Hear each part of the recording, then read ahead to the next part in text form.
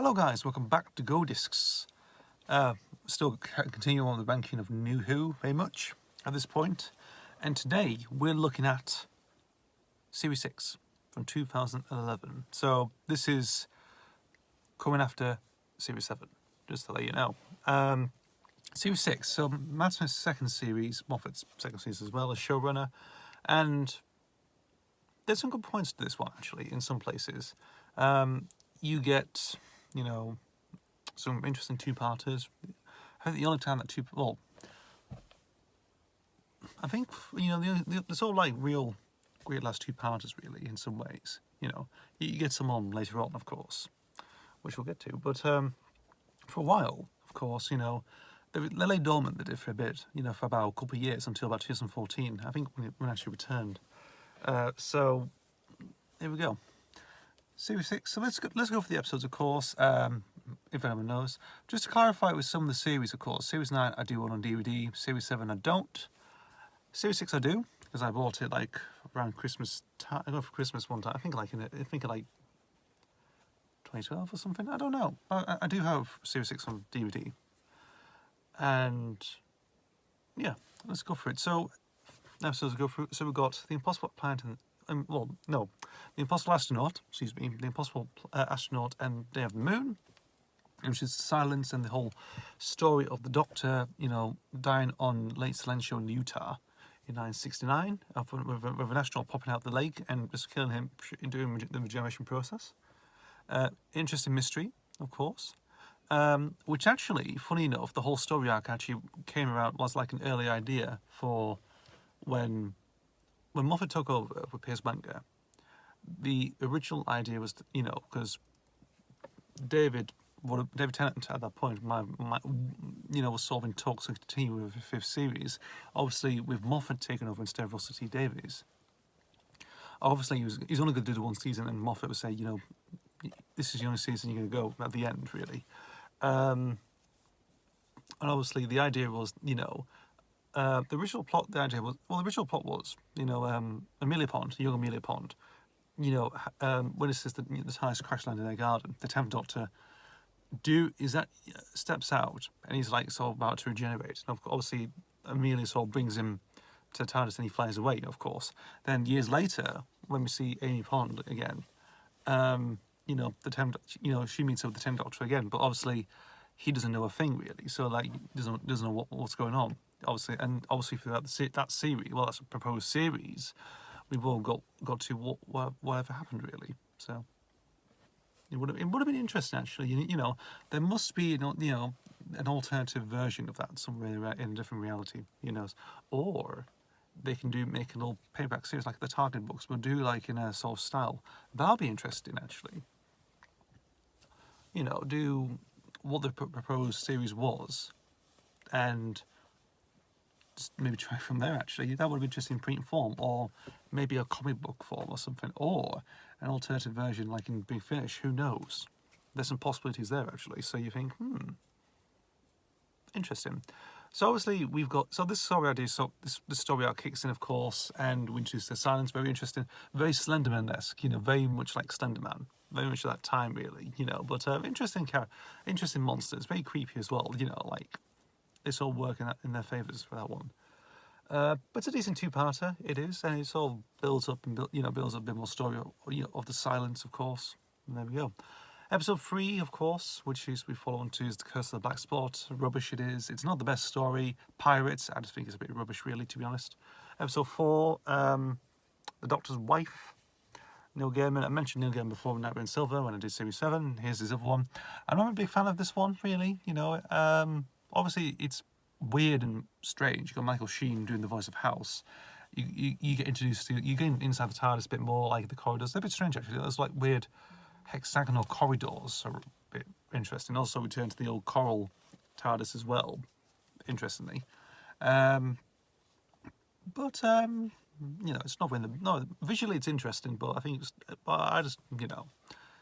not really, I don't tend to go back on The Doctor's Wife, of course, really. Then we've got the Rebel Flesh and the Almost People, episodes 5 and 6. I probably say it's an underrated two-parter, very creepy as well. It manages to get some tension on, very interesting stuff, of course, especially with some CG effects, of course. That look a bit dated, but obviously can be a bit creepy with the whole flesh fit stuff. Interesting. And very sort of claustrophobic as well, so in a castle it is. So it's very, again, based on a siege type thing, really. So it's actually, again, pretty good. Very, again, direction as well, creepy direction as well. So, interesting.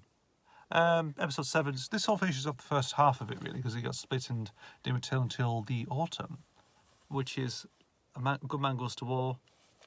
I don't really care for that, really. You know, builds up the army, goes to Demon's Run, and, you know, it's just pander. It just feels like pandering, really. Obviously, it's trying to save Amy Pond, of course, and the daughter, newborn daughter. But I feel like it's just padding, really. It's only one episode as well. It's only one single episode. They've got to expand it on, really. But there we go. And we also introduced the Paranos again as well. Oh dear. So obviously we got a break and we come to episode 8, which is Let's Go Hitler. Why? You know, it's a bit rubbish. It's very rubbish and stupid. I just don't care for that one.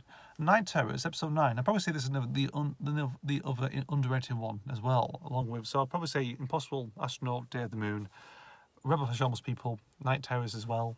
You know, they're sort of like the sort of highlights of Series 6. They are.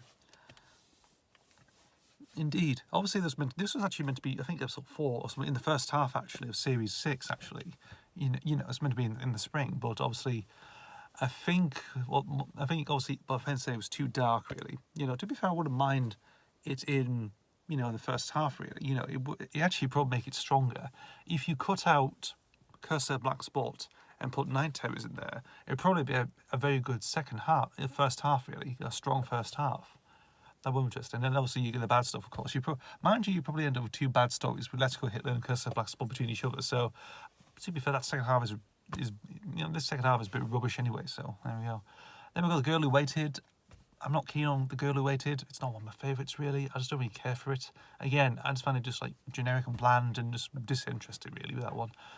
God Complex, I actually don't mind God Complex. You know, it's in a hotel, of course. It's a simulation is a hotel, interestingly, and you got like people facing their fears, and fair enough, that's interesting. It is, you know, it's decent. Also, you got a Minotaur in there as well for some strange reason.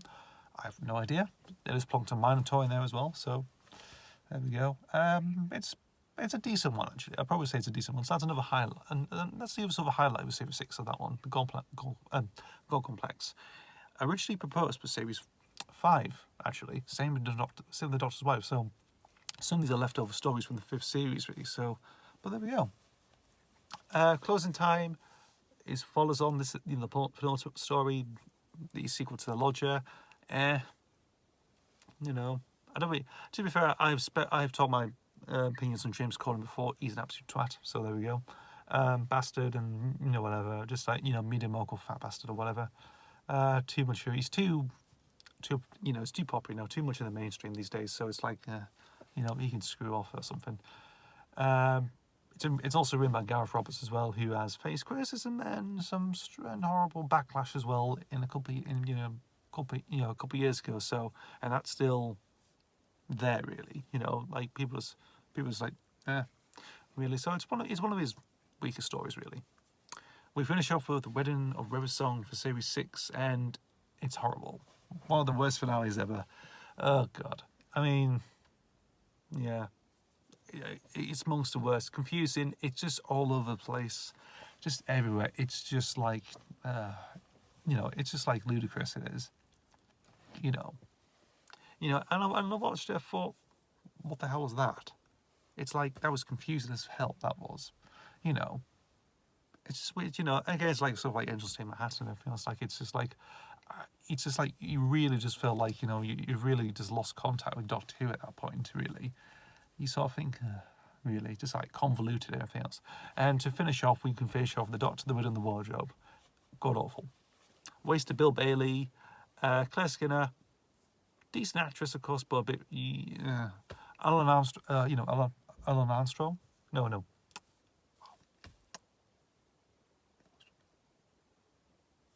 You know, him from Pointless, of course. Wace as well. He's only briefly appeared as the dad, and also just, you know, just wasted potential there. Yeah, that's rubbish. That's one of the worst Christmas specials, really. Absolutely. But there we go. So that's ranked up before. So that's a temp spot. That is. That's another temp spot. That is. So that's Series 6 from 2011. There's some good stories in it, of course. I think both halves have like good, decent. The two-parters on the first half were great. And on the second one, you got like Night Terrors and God Complex. They're probably the better ones, actually. I'd probably say. But overall, it's just a really uneven series. Long mess stories. It's very at this point, that Doctor Who's sort of fallen at the wayside really with some of these stories. And yes, it's just there. There we go. Nothing else to mention really. Just there we go. Series 6 from 2011. Thank you guys for watching. As always, see you for the next video and goodbye.